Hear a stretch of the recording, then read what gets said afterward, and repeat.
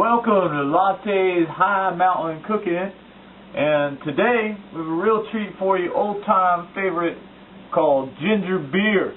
I'm going to show you how to make ginger beer in the comfort of your own home. Now, ginger beer is kind of like ginger ale, but it's very slightly alcoholic to the point of non-alcoholic beer would be. So not very much alcohol in it, but it needs to be fermented a little bit, and that's what creates the alcohol and, by the way, the fizz that you get at the end. So I'm going to show you today how to go ahead and make ginger beer at home.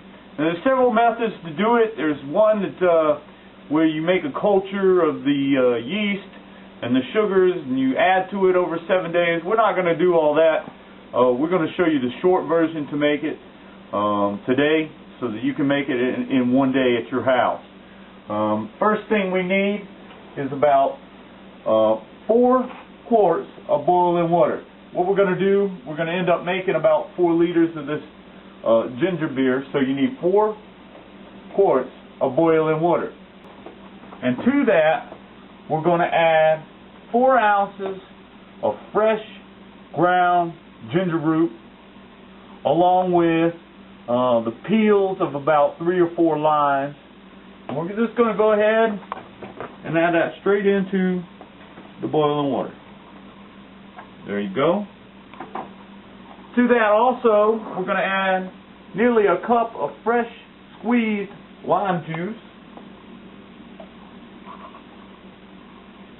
We're going to add a half a cup of sugar. And finally, 1/2 cup of honey. Okay, folks, it was discovered a short time after putting together the first ingredients for this ginger beer that I didn't add enough sugar and honey. So we're going to go ahead and do that now. We're adding 1 more 1/2 cup of sugar and 1 more 1/2 cup of honey. So if you're making this recipe, the total amount of sugar and honey is 1 cup each. Okay.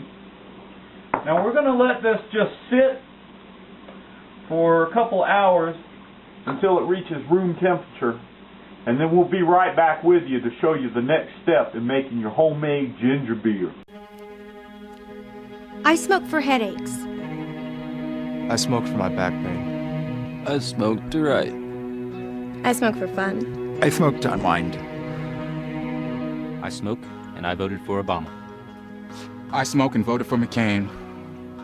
The total cost to American taxpayers each year for marijuana-based incarceration exceeds $1.2 billion for a harmless plant. Make it legal, Obama. Make it legal, Obama! And we're right back here on Latte's High Mountain Cooking, where I'm showing you today how to make some homemade ginger beer. And what we've done is we have allowed our concoction to sit here and brew and steep for about the last 3 or 4 hours. It took that long for it to get close to room temperature. So what we're going to do now is take our concoction and place it into 2 2-liter jars, and then later on we'll add our yeast.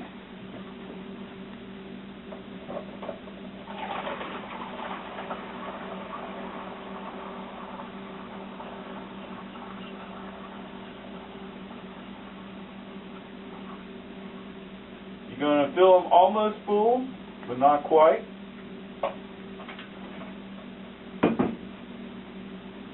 And then we're going to set this one aside for a moment while we fill the other jar. Now don't worry about the things floating around. We'll straighten those out later.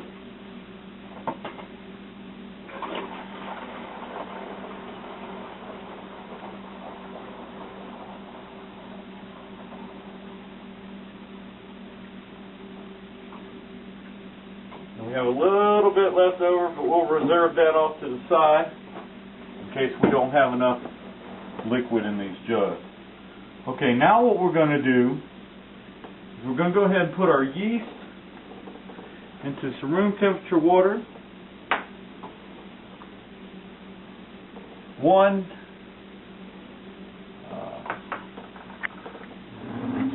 teaspoon per. half teaspoon, per jar, half teaspoon of yeast. Now this is baker's yeast, but you can use brewer's yeast. Some people prefer brewer's yeast. Some prefer baker's yeast. It's all up to preference, so you can try what you want to do. And then we're going to go ahead and add each cup to each one of these.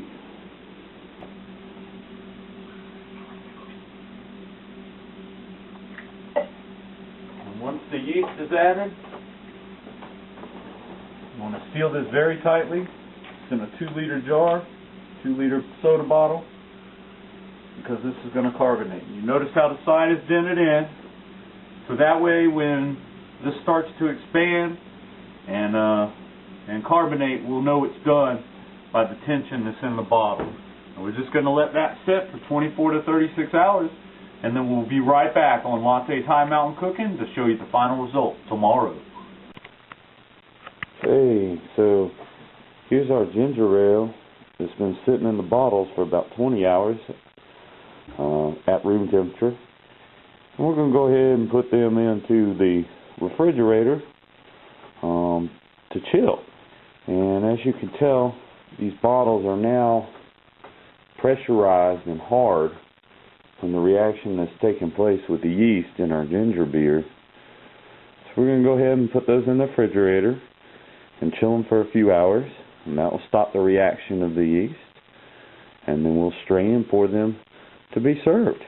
We'll be right back on Latte's High Mountain Cooking.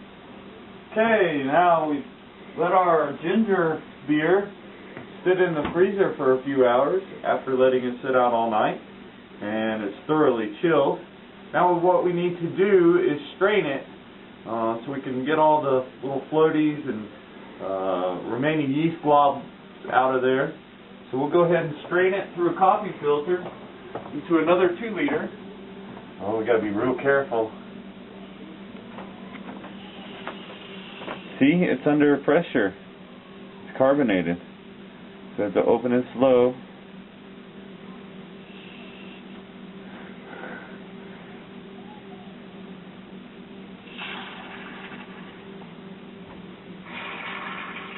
We'll do it over the sink so it can just flow.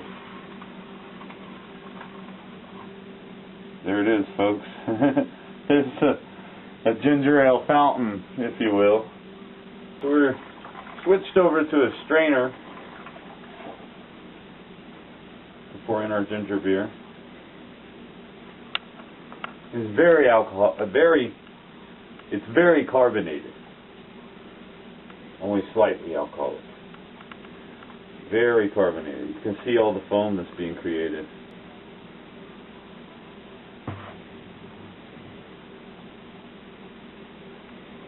Okay, we strained out all the solids. We'll let the rest of our foam go down in there. It's really foamy.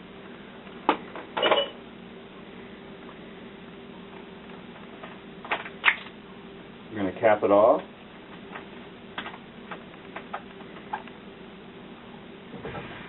Rinse it up. And then we're going to have ourselves a glass of fresh ginger ale.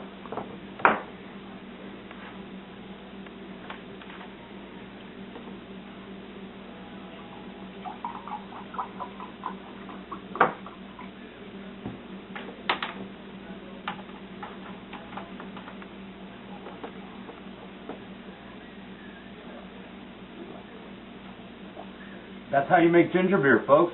And it's delicious. Thanks for watching Latte's High Mountain Cooking.